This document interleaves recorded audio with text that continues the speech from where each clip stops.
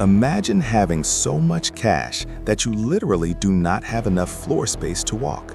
Not luxury problems like choosing between a Ferrari or a Lamborghini, but physical, logistical nightmares where your biggest expense isn't bribes or hitmen, but rubber bands.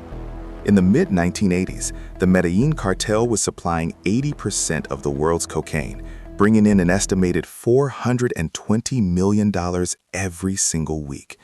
That is nearly $60 million a day. To put that in perspective, if you laid those bills end to end, they would wrap around the earth multiple times over. But there is a dark side to being the richest criminal in history.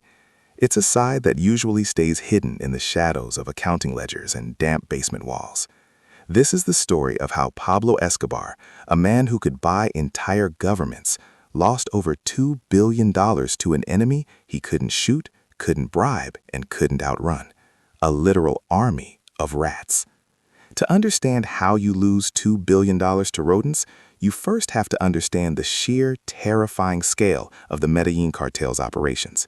Money was coming in so fast that Pablo's brother and chief accountant, Roberto Escobar, had to develop an entirely new system of logistics just to manage the paper. They weren't counting the money anymore, they were weighing it.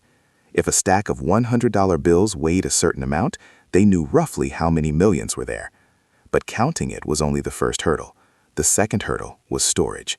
You can't just walk into a bank in Medellin with $200 million in a suitcase without raising a few eyebrows, even if you do own the police force.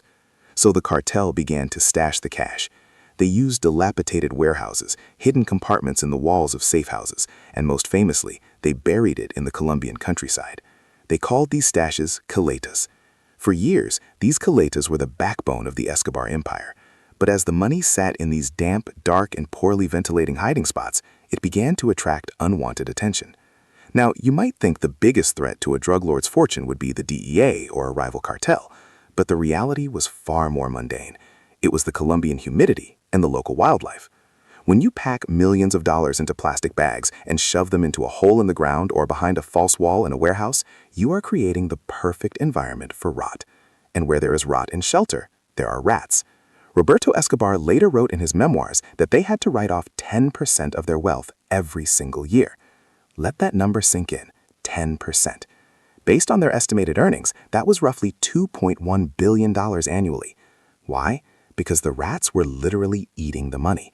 They weren't just nibbling on the corners of the bills, they were shredding them to build nests. To a rat, a stack of $1,000 bills isn't currency, it's high-quality bedding. They chewed through the plastic casing, gnawed through the rubber bands, and turned fortunes that could buy skyscrapers into piles of confetti and waste. But the rats were only half the problem. The humidity of the jungle was the silent killer. If the rats didn't get to the cash first, the mold did. Hundreds of millions of dollars simply rotted away, turning into a green, mushy pulp that was completely unusable. Imagine the frustration of an accountant looking at a wall of money and realizing it has essentially turned into compost. This wasn't just a minor loss, it was a systemic failure of wealth management on a scale the world had never seen before. Even more bizarre was the cartel's budget for rubber bands. According to Roberto, the cartel spent approximately $2,500 every month just on the rubber bands used to hold the stacks of cash together. That is $30,000 a year just to keep the money from flying away.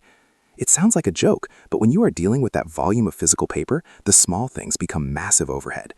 This mountain of cash created a paradox for Escobar.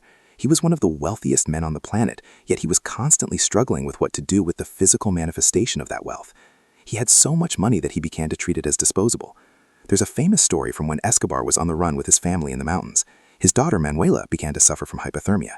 Without a second thought, Pablo took $2 million in crisp banknotes and set them on fire just to keep her warm. In that moment, the money wasn't a medium of exchange, it was just fuel, it was kindling. This highlights the sheer absurdity of his situation. He was a billionaire who was losing more money to rodents and fire than most people will earn in 1,000 lifetimes. But as the noose began to tighten around the Medellin cartel in the early 90s, the problem of the hidden stashes became even more complicated. Pablo was no longer the undisputed king of the jungle, he was a fugitive. Many of the people who knew the locations of the caletas were being killed or arrested. The maps were lost, the memories faded, and the jungle began to reclaim the gold. This led to a phenomenon in Colombia that persists to this day, the hunt for Escobar's lost treasure. Local farmers and professional treasure hunters still scour the countryside with metal detectors and shovels, hoping to find one of the forgotten stashes. Every few years, a story breaks about someone finding a blue plastic bag filled with decaying bills worth millions. In 2020, Pablo's nephew, Nicolas Escobar, claimed he found a stash worth $18 million hidden inside a wall of one of his uncle's former homes. But like so many other finds, much of the money was decomposed and worthless. The rats and the rot had finished what the police couldn't. It is a profound irony. Escobar's power was built on the accumulation of this wealth, yet the very nature of that wealth, its physical form, was its greatest weakness. He couldn't digitize it. He couldn't move it through the global financial system without being caught. He was forced to keep it in its most primitive form, and in doing so, he left it vulnerable to the most primitive of forces. The $2 billion lost to rats represents more than just a financial hit. It represents the ultimate futility of the drug trade's riches. You can build an empire, you can command an army, and you can terrify a nation, but you cannot stop a rat from building a nest in your mattress of hundreds.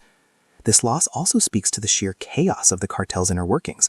While they were sophisticated in their smuggling routes and their use of narco subs and private jets, their financial infrastructure was medieval.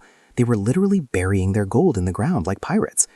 The accountant's nightmare wasn't just the rats. It was the realization that they were losing a war of attrition against the earth itself. Every day that passed, their fortune was shrinking, being eaten away by mold, insects, and rodents. As we look back on the legacy of Pablo Escobar, we often focus on the violence, the politics, and the sheer audacity of his crimes. But the story of the $2 billion lost to rats offers a different perspective.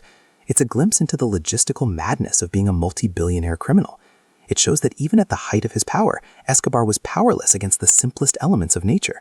The money that caused so much pain, death, and corruption ended up being nothing more than rodent bedding in a hole in the ground.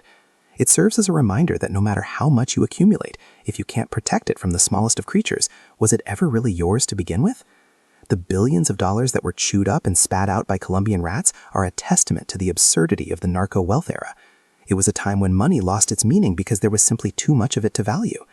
In the end, the rats might have been the only ones who truly profited from those hidden stashes, without the risk of extradition or prison. They lived in palaces of currency, oblivious to the blood that was shed to print every bill. If you found this dive into the secret, rotting vaults of the Medellin cartel fascinating, make sure to hit that subscribe button and turn on notifications. We have many more stories about the hidden side of history coming your way. What would you do if you found one of Escobar's rotted stashes today? Let us know in the comments below. Thanks for watching.